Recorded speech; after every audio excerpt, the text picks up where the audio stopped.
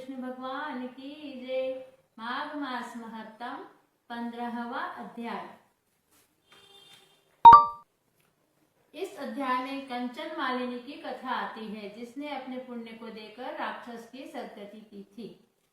दत्तात्रेय जी कहने लगे, हे राजन, अब मैं आपके सामने उस पुराने इतिहास का वर्णन करना चाहता हूँ, जिसके श्रवण करने से ही महापापों का नाश हो जाता है।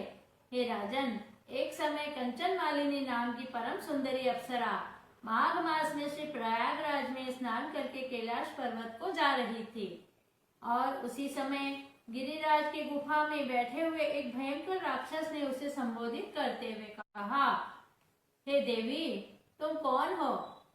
इस समय कहाँ से आ रही हो? तुम्हारे वस्त्र और केश गीले क्यों हो रहे हैं?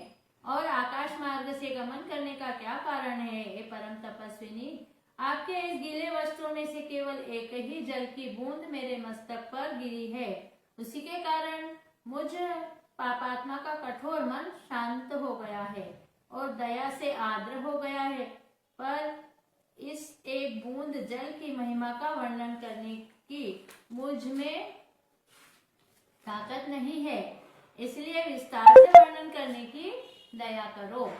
कंचन मालिनी ने कहा, हे राक्षस, मेरा नाम कंचन मालिनी है और मैं एक अप्सरा हूँ। देव योनि होने के कारण अपना रूप मन चाहा बना सकती हूँ। इस समय मैं गंगा यमुना के संगम श्री प्रयागराज में स्नान करने के लिए आई हूँ और भगवान शंकर की अर्धांगिनी भगवती माँ पार्वती की सखी हूँ और मैं उन्हीं के पास जा रही हूँ। हे राक्षस, तुम्हारे मन की दुष्ट भावना को हटाने का त्रिवेणी का जल है, जो स्नान करने के कारण नीचे गीले वस्त्रों में से टपक कर तुम्हारे ऊपर गिर पड़ा है।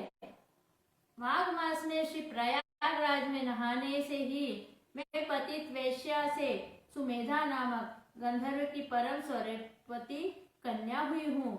हे राजन, कंचन मालिनी के वचन सुनकर राक्षस ने चकित होकर इस तरह कहना शुरू किया, हे देवी, मैं आपके पिछले जन्म की कथा सुनना चाहता हूँ। कृपा करके मुझे आपके पिछले जन्म की कथा सुनाइए। उस राक्षस की बात सुनकर कंचन मालिनी बोली, हे राक्षस, त्रिवेणी में माघ में नहाने का वर्णन देवता भी अपने मुख से नहीं कर सकते हैं। अब मैं आपके सामने थोड़े से महात्मा को सुनाती हूँ, सावधानी से सुनो। हे राक्षस, इससे पहले जन्म में मैं काली गाधिपति की वैश्या थी। रूप लावण्य से संपन्न होने के कारण मैंने पाप की कमाई में बहुत सा धन एकत्रित किया था। मैंने युवावस्था में हर तरह के सुखों को भोगते हुए नगर के अनेक धनी मानी लोगों को धूल में मिला दिया था। मगर जब मैं बूढ़ी हुई तो मैंने अपने मन में विचार किया कि मैं कुछ दुष्ट ने जन्म भर केवल पाप ही कमाए हैं। न तो कभी मैंने दान किया, न परमात्मा का जप किया और न कभी व्रत नियम आदि का अनुष्ठान ही किया है। न ही मैंने जीवन में किसी प्राणी का हित साधन ही किया है। केवल विषय भोगों में लीन रहकर सुंदर धनी लोगों को ठगते हुए द्रव्य ही एकत्रित करती रही। हे राक्षस, इस तरह का पश्चाताप करती हुई मूर्छित हो गई। इसके बाद जब चेत हुआ तो राजपुरोहित के पास जाकर हाथ जोड़कर आराधना करते हुए बोली। माघ मास महत्तम के 15वें अध्याय की कथा यही समाप्त होती है। अच्युतम केशवम राम नारायणम कृष्ण दामोदरम वासुदेवम भजे श्रीधरम माधवम गोपिका वल्लभम श्री जानकी नायकम श्री रामचंद्रम भजे गोपाल कृष्ण भगवान की जय।